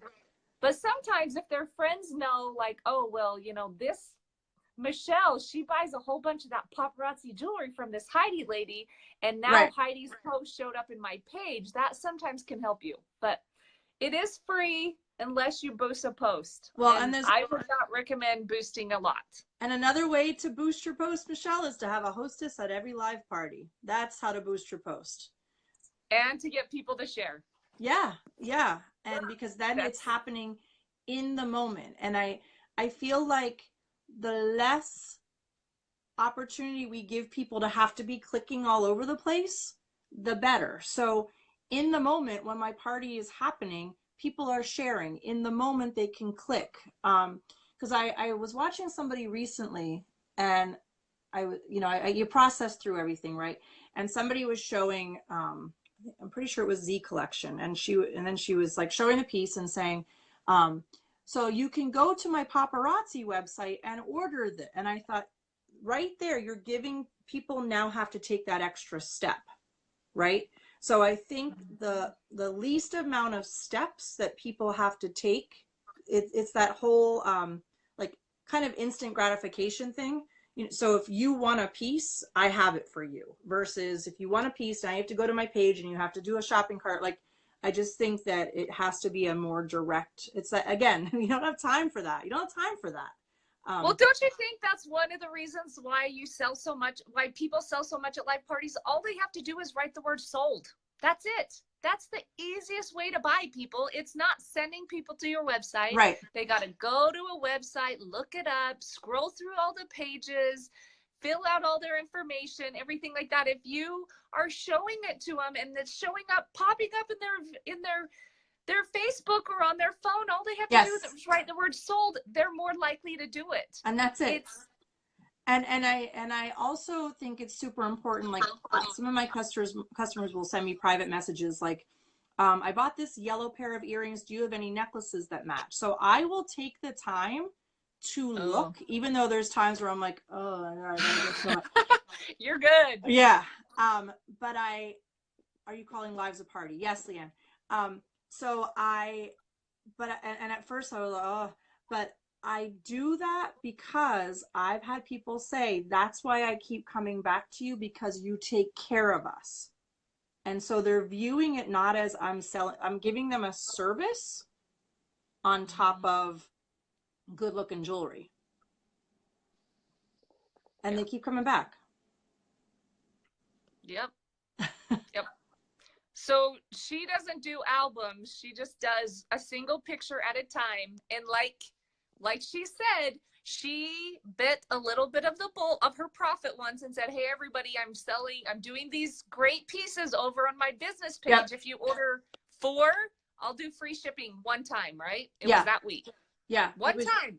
So that one time she didn't earn a lot of money, but has she earned a lot of money since then because she did that promotion? Yes, it is okay to give up a little bit of profit in the beginning to earn a lot in the end. Well, and let me add to that, Michelle, because you said about the money piece of it. What I did is, if they commented on those pieces, I shipped their whole baggie for free with those pieces. So even though it was actually just a little bit of money to eat, it was quite honestly, it was about the profit of 1 point something pieces of jewelry, really. It opened up this Facebook page, and people were like, oh my gosh, this is another way. And I advertise it by saying, do you need your bling fix? And I'm not live. I mean, my personality comes out even in my posts. Like there's nothing dry about, there's nothing dry about me. And that comes out, I think, even in how I'm posting. And most of my posts, and I learned this in my other direct sales company, think about your posts too. In the sense of like, I'll write things like, do you need your, like, questions? Do you need your bling fix? Question mark. Are you stuck inside on this snowy day? Like all those things where people are like, yeah, I am stuck inside. Click. So she is creating action through her questions. She's not just sharing information. I think, Heidi, don't you think so many people share information, but they're afraid to ask the question that's going to cause people to act because they're afraid they're going to be too pushy or they're going to be too salesy. You guys, you have to ask a question. Did you hear how she said she gets a hostess for every live party? She asks people. Yeah. And even still. And there's times where it goes even beyond for me, Michelle. Instead of just asking, I'll say, I see you buy a lot and I appreciate that. Would you like to be a hostess? Like, I don't tiptoe around it. I don't wait for them to come to me. And I wouldn't say that I'm pushy or aggressive. I just give people an opportunity. I mean, this is what I have for you. There's a million places that people could shop. There's tons of, consultants, and people are saying to me, well, what if we become oversatiated? You've got to figure out how to make yourself stand out. How do you stand out? For me, it's my personality and the branding that I use with the whole idea of New York City and styling. And I just think you need to find your, what they say about you got to find a gimmick, right? From what Broadway show is that now? I know Jen's here and she'll know. You got to have a gimmick. I think it was, anyway, Jen will tell me. Well, your niche marketing. Yeah, what's your thing? And so I'm basically telling women, I have this thing that you need. It's not $5 jewelry. It's this lifestyle. It's how you feel about yourself. It's look how, you could take this outfit that you have and you can elevate it. It's definitely, your thing. What's your thing? What's your niche, for lack, definitely use that word. She does private message people and ask them to host. And Heidi, let me ask you this. Have you ever private messaged anyone, asked them to host, and them been so upset with you that they never talked with you again because you were just so pushy about asking them if they wanted a bunch of free jewelry? No, I actually... What? Nobody does that? Like, people are like, you just asked me if I wanted to host a party. I'm not going to be your friend anymore. No, I think we kind of get in this mindset, Michelle, and that we create these dramatic moments that don't happen. I mean, they just don't happen. And I guess my thought process is too, if you don't like me and how I do things, I'm not going to change that. So this is it. And it's been successful so far, but I also think that on the receiving end, there are people that say like, wow, I can't believe she asked me. She thought of me, right? So I think we have to remember that we are providing an opportunity to people, whether it's hostessing, whether it's recruiting, whether it's, hey, I sell this jewelry and I would love for you to come. And, Michelle, things are opening up in such a different way to me. I got a phone call right before I came on with you from someone saying, hey, I know somebody that's a makeup artist and she would like to figure out how to do some kind of cool collaboration with you. Cool. Somebody that said, hey, I do my own baked goods in Harlem. How about we do something called Sprinkles and Sparkles? Jewelry and cupcakes? Yes. I know. So I think that if we keep ourselves open in this business, it's like Facebook Live is awesome, but for me, that's setting up my business, but also setting up this platform for me to kind of start exploring other like avenues as well. Yeah. Well, your business will spread through other people. Other people are trying to do business with you. Yeah. Yeah. So, You do tell people who the hostess is at the beginning Uh-huh. because they're expected, and she says it throughout. Keep sharing, keep doing all of that. So, And yep. commenting. My hostess has to comment. My hostess need, if you go to somebody's house for Thanksgiving dinner, your hostess is bringing you food, your hostess is taking your jacket. At my live parties, my hostess is expected to do those same types of things, but in this case, it's please comment the number of the items you want to buy. Ladies, shipping is only, so I don't have time to keep saying that during one of my parties, so my hostess does that work for me. And that's part of like the win-win deal that and they know that in advance. Let's see, what was I going to ask you? Really quickly, recruiting, you are a producer. So Yeah. what do you do during your live videos to encourage, like, to create interest in joining? Because you didn't really touch about it. You said you have a team of 51, but yep. you didn't touch upon how you build your team. I talk about the opportunities, and I think to kind of bring that question back a little bit, I think it's important, Michelle, that we're putting ourselves out there daily about what we're doing. It doesn't have to be about sales. Just, was it today? Yeah, today I got a second call from Trent Kirby since Friday. And so on my Facebook page, I wrote something like, another call from Trent Kirby, like, I'm over the moon or something. So people start to question, like, who's Trent Kirby? Why are you getting these phone calls? Right. So I'm promoting the lifestyle, not the $99 kit.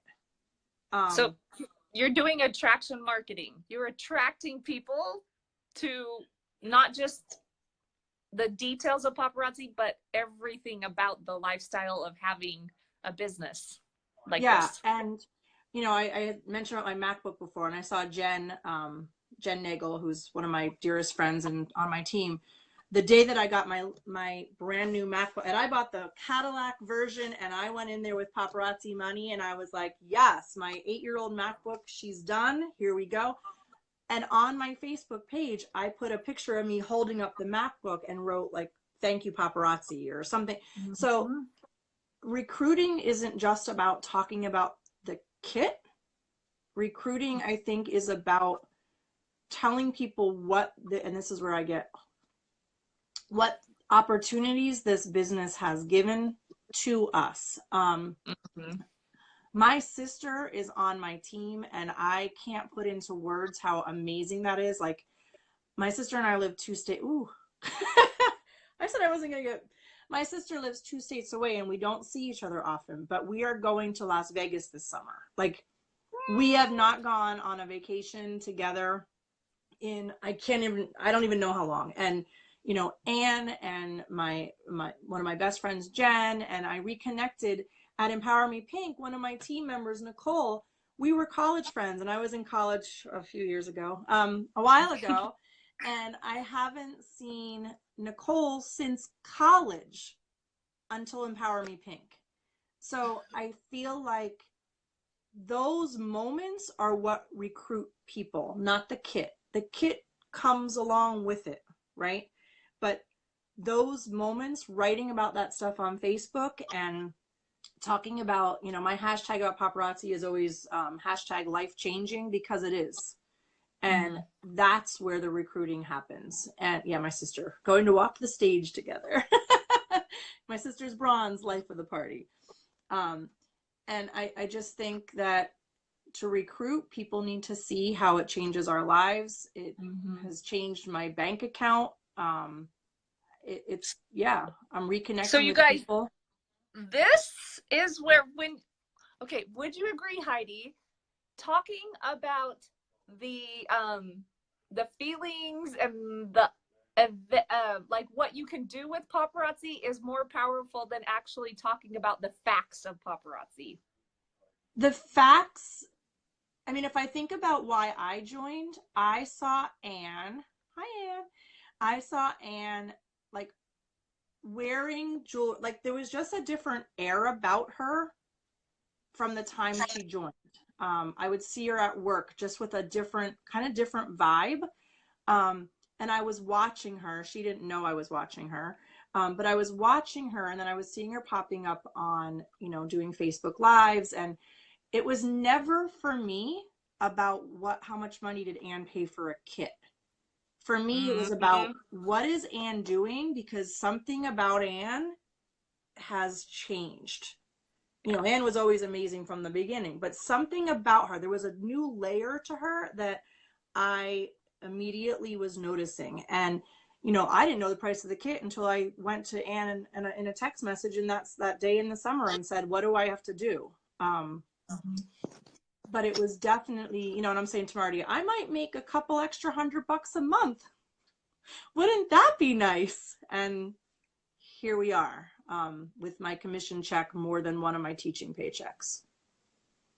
And that doesn't include her jewelry sales. Well, she's making I don't know what you make, but I'm assuming you make at least twice as much with your jewelry sales as you do your teaching salary a month.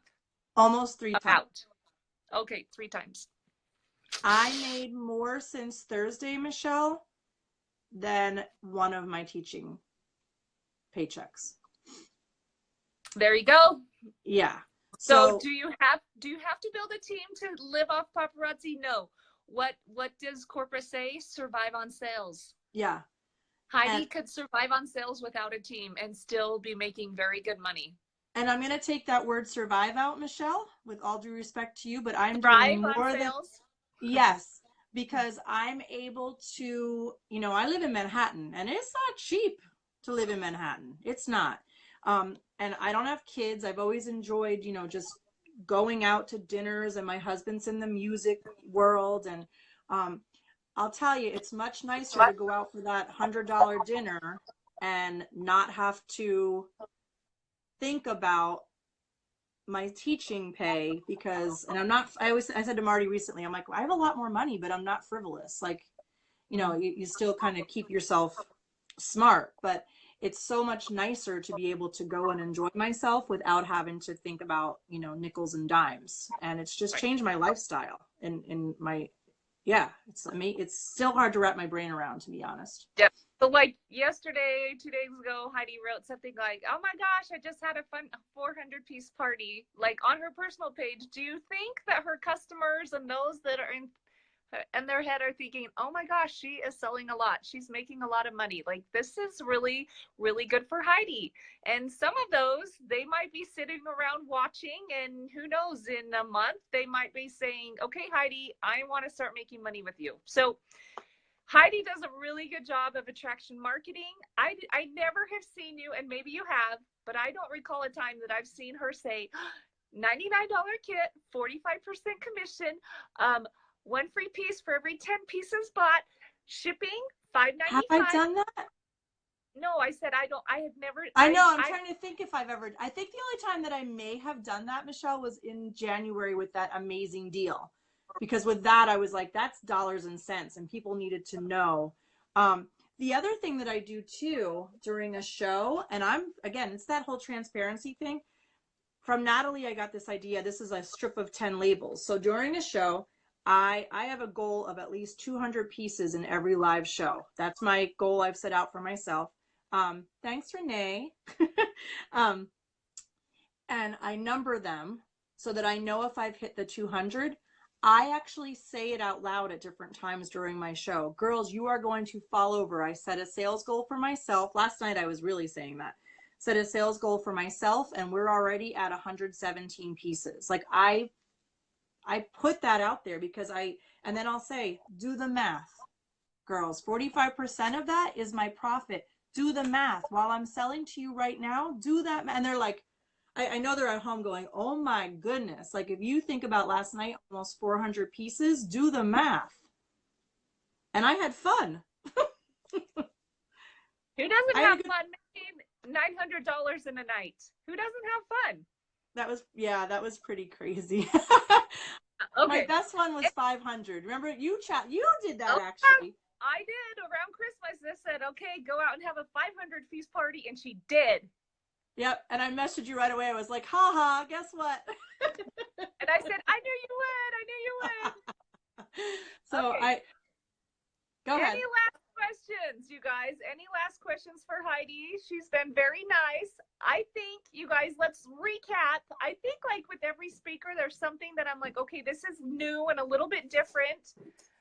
What is it that she does?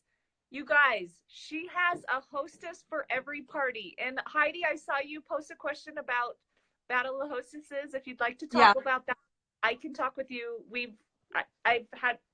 Go search my page, because there's some really good Battle of the Hostess party graphics that are already made, and they're in my group. So go search. You don't search in a group, right? Go up to the search bar and type Battle of the Hostess. She has a hostess for every party that is guaranteed, basically, to bring her new customers every time. And she's having those people friend her. So guess what that every time she has a party, as long as, you know, the Facebook algorithms are being nice, it's going to pop up in their feed. If they like it, they're going to shop with her again. And they're going to invite their friends, and they're going to keep shopping. You guys, notice how she doesn't just sell to somebody one time. She has a way for them to come back and shop with her over and over and over. Well, they say they're afraid they're going to miss something. They're like, I'm afraid, and they don't mean the jewelry. They're afraid they're going to miss something in the chit chat in the group. Because my girls are not just talking about the jewelry. They're talking about Marty and the Broadway shows and la la la la la. And so they're afraid they're going to miss part of being in that community. Yeah. And you know what? Like I've seen so many times, there are people with serious social anxieties or who don't get out. And this is the way they can have a social life, is a live party. They're not the ones on the camera, but they're there interacting, building friendships, even if it's, you know, all virtual friendships. It's still better than what they have. Right. So Heidi is doing people a service by not just helping them to feel beautiful and more confident by wearing accessories, but she's helping people to have a life outside of their apartment. So if you're still too scared to go live, you guys, don't think about yourself. Think about how you can help other people. True. Because really, this can be a service for people. It can.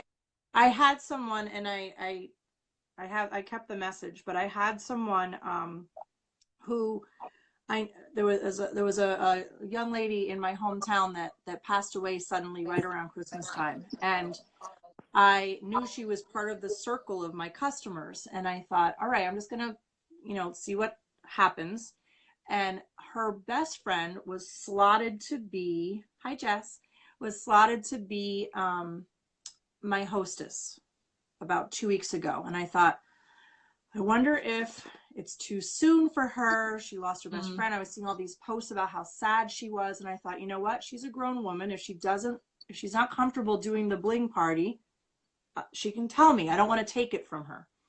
So the day came, and she ended up doing one of my best parties I've ever had. It was over 400 pieces. And she sent me a message afterwards and said, and that was when my 12-year-old nephew was here that night. We call him Cutie. We don't give his name away. He's Cutie. I'm sure you've seen him, Michelle. He's a hoot. And she sent me a message and said that we brought light to her that night. And I thought, you know what? Here I am thinking, she's not ready for a jewelry party, this poor girl. And she wrote about how she hasn't had like a highlight to her since Christmas because she's grieving and having such a hard time. And that bling party that night, she said, I will never understand how much like light and joy it brought to her that evening. And I said to Marty, I'm like, I'm doing this for a different, like it, all of a sudden that was the day that I went, this is different. Like, this isn't just about earrings.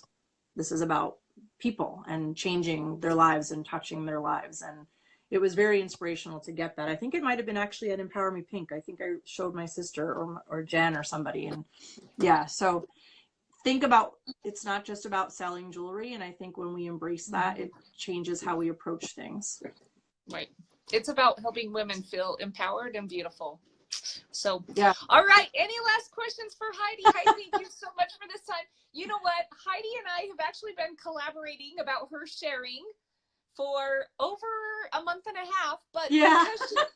because she works her business so much and so consistently, it's hard for her to squeeze in time for us. So be very grateful that Heidi is kind enough to make time for us and to share her secrets. Well, I appreciate Having a the hostess opportunity. is something that a lot of people have not talked about. So if there's anything, in fact, this, if there's anything I would challenge you to do from tonight's live, it's go start asking people to be a hostess for the party. And one other thing I like about this, Heidi, is where it's not a home party, okay? Some people are really scared to do a home party because they think, what if nobody shows up? What if nobody comes to my party? I'm a failure. I've wasted Michelle's time.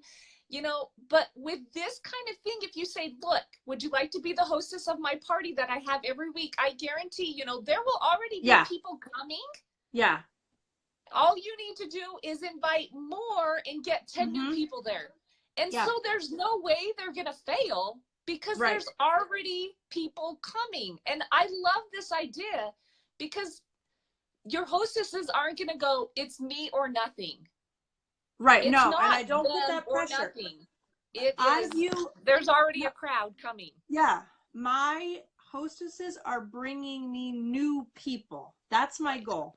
New people. Because the only way your business is going to grow is if new people, I hate to use it. My girls call themselves veterans.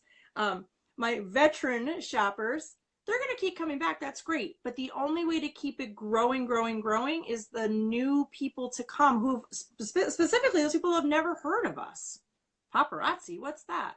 Right? And then all of a sudden I say to people, as soon as they push that, you know, that number 12, they comment on that item for the first time. I say, welcome to the addiction. Here we go. And, you know, it gets people pumped up. But the only way you're going to build is if new people keep coming. It's really that simple. She does not set up as an event. Jessica, did you see the question from Jessica? I don't know what your Jessica asked about a physical disability. It's hard to say. You know what? I'm going to stop you there, Michelle. Let me tell you about a girl on my team, Jessica. Okay. This story, my sister and I talk about this often. There's a consultant that signed onto my team recently, and when she was thinking about it, she messaged me and she said, and I don't know her whole backstory, but something happened where she has paralysis of her vocal cords. So she said to me, I want to do paparazzi. You know, she's typing, and she said, I want to do paparazzi, but I can't speak. How will I do live shows? So she wanted it so badly that she made it work. She's on the side doing the jewelry. Her husband and her daughter are her voice on the show. It gives me goosebumps to think about it. And the first show she did it, and I was messaging with my sister. I said, you know, Jen's on, and that's awesome, but why is her daughter doing it? And it didn't connect, like it just didn't click for me. And then I guess a show or two later, Jen went on with signs explaining her vocal disability and why you're seeing her husband. And her business is thriving because she figured out, she didn't say no. She figured out how to make it work for her. And it's this beautiful, like, inspiring story. Yeah, it's like I watch her daughter and her husband, and I'm like, look at them as a family unit making this work for her, for them, right? It's changing their lives. So my answer to that question is, like, as a teacher of special education students, like, if you want it bad enough, you figure out how, right? You figure out how. And I think that for her, she's using her disability to her advantage in the sense that it's bringing her family into the picture, literally, right? And figuratively. So you figure it out. Yeah, it can be done. There are people who are deaf that are selling paparazzi. And I said, why don't you just make some signs? And if you have a little mannequin or a bust, you can sign you know, because the deaf community is huge. So Yeah. your customers might, some of them might be predominantly deaf if you're signing the whole time, but you can make signs, you can let people know, like you can educate people. And once they know, like Mm-hmm. they're over it. But yeah, sometimes people are curious, why is this there? And once you say it, the majority of people are accepting and would want to support you because you're not making an excuse for having something physical get in the way of you Yeah. going out and being your dream, or you know, doing your dream. She said, I wanted this so badly, and but I don't know what to do. And I didn't have an answer for her because it's not something I deal with every day. So I didn't know how. I was like, how will she do this? And then all of a sudden I saw her friends, I mean, her family pop up, and I was like, oh my God, this is amazing. Like, it was just amazing. So I think if you want this bad enough, you figure out how to make it work. Like, I'm a no excuses kind of girl. You just figure it out. Right. Hey, Heidi, do you have your page set up for followers? Yeah. Okay, you guys, I would recommend, Heidi, it's okay if they follow you, right? Yeah, of course. Yeah. I would recommend you follow her instead of friend her. Sooner than later, she's going to reach her 5,000 friend limit. And it would be really nice if it's her customers. I'm halfway there, so yeah. If it's her customers that are able to be friends with her and we just follow her, like, I think that's a very kind gesture to learn from Heidi. Awesome. And allow her friends and her teammates to be her friends. There will be no difference on our end. The only difference is Heidi, we will not be popping up in her posts, which is fine. You know, if we're a silent admirer of her business, we don't need to be popping up in her feed all the time. Right? So yeah. Save that. If you go follow friends, if you go follow these speakers and people that I have on, go follow them and maybe not friend them. Allow that to be their customers and their teammates. Okay? Yeah. All right. Heidi, thank you so much. You guys, you're welcome. You can see why Miss Heidi is selling a lot. She's a beautiful person that, and not just her physical appearance, but you know, somebody that you want to be friends with. Her professionalism, it's a warm professionalism, right? You can tell she's professional. You can tell, like, she cares about people, and but she's warm. Sometimes when you hear, oh, she's very professional, you think, well, she's cold and distant, and it's like this, but you can tell she's a warm, professional person that cares about people, and her business is thriving because of that. Thank you. And that she lets people know about the opportunity. She is more than fair with her hostesses. She gives hostess benefits to her hostesses, even on the pieces that they don't have anything to do with her making those sales. But I guarantee it comes back to Heidi. It is coming back to her over and over and over again. It is. It is coming back to her because they love her for it. They talk about her after the party's over. You can see how, you know, she's not always thinking about the bottom line of money. She's thinking about the bottom line of people, and the money is following. So that's very, very awesome. So Heidi, thank you so much. You're welcome. If there's anything you should take away from this thing, I really think it's having hostesses for your live parties, not just doing them all by your own. Okay. Yeah. That's something I have not been doing. I've been doing a lot of fundraisers and stuff like that, just donating it. But you guys, having hostesses bringing you new customers every single week is so, so, so smart. So thank you. Okay. If you did not watch the whole video, you can go back and watch it all over. All of these videos are on the left side of a group. It says videos. You can go click on videos. You can see all the live videos ever done in this group. I think I got to go look if it's just me or if anybody posts a live video. But I know all the live videos from tonight, from these things are there. You can go back and watch different people and learn from them. So, all right. So shout out to you, Michelle. Thank you for being amazing and inspiring and straightforward. And thank you to my lovely team who are here. I love you all. So, yeah. All right. Happy President's Day. Stay tuned tomorrow. We have an awesome speaker tomorrow. Uh-oh, I got to go check what time. Probably the morning though. Heidi's one of the few that have gone at night, but it actually, I was so glad that you did this one at night because it was a holiday and I was with my kids this morning. So it Awesome. worked And I am perfectly. not a morning girl, so this worked out for me. All right. Thanks, you guys. Have a good Thank night. you. Bye.